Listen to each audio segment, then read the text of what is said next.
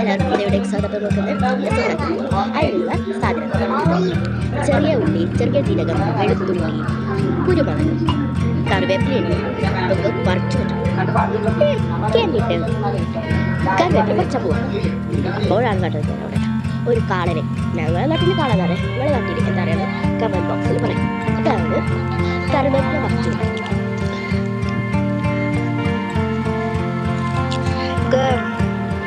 കറിവേപ്പില വറുത്ത്. പിന്നെ നമുക്ക് ചെറിയ ജീരകം, ചെറിയ ഉള്ളി, കുരുമുളക്, വെളുത്തുള്ളി ഇതൊക്കെ നമുക്ക് ചതവാക്കാം.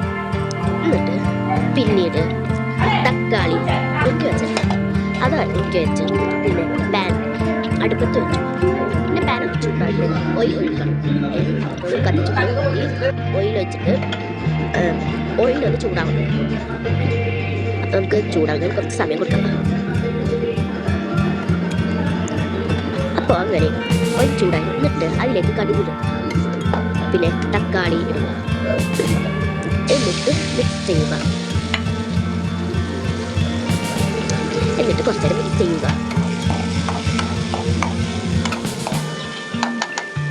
മിക്സ് ചെയ്ത് ഈ പരുവത്തിലാകുമ്പോൾ അതിലേക്ക് 4 മുളക് ഇടുക.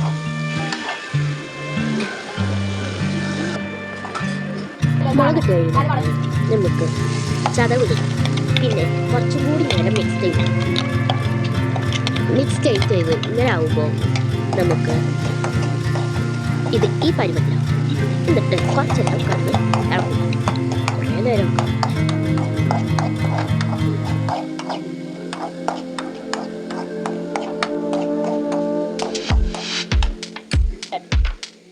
അങ്ങനെ ഇളക്കി ചെയ്യാൻ ഇന്ന് നമുക്ക് മുളക് പൊടി എന്നിട്ട് ഒന്നിൻ്റെ അടി കുറച്ച് പിന്നെ മഞ്ഞപ്പൊടി എന്നിട്ട് നന്നായി ഇളക്കുക. ഇളക്കുന്ന ഇടയിൽ ഗരം മസാല ഇടണം. കുറച്ച് നേരം ഇളക്കി നല്ല മിക്സാവും. നല്ല രസം. അങ്ങനെ ഗരം മസാല ഇടുക.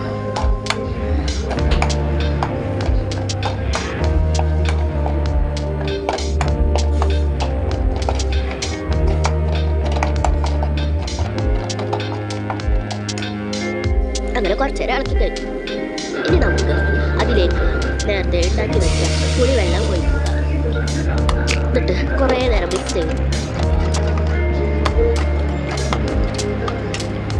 മിക്സ് ചെയ്ത് ഇങ്ങനെ ആകുമ്പോൾ കുറച്ച് കൈക്കറുന്നത് ആ പച്ചക്കറി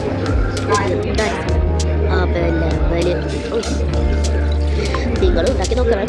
അപ്പോൾ അതിന് കുറച്ച് ഉപ്പിടാം. എന്നിട്ട് കുറച്ച് നേരം ഇളക്കും. ഉപ്പിട്ട് നല്ല എന്നിട്ട് തിളച്ച് വരും.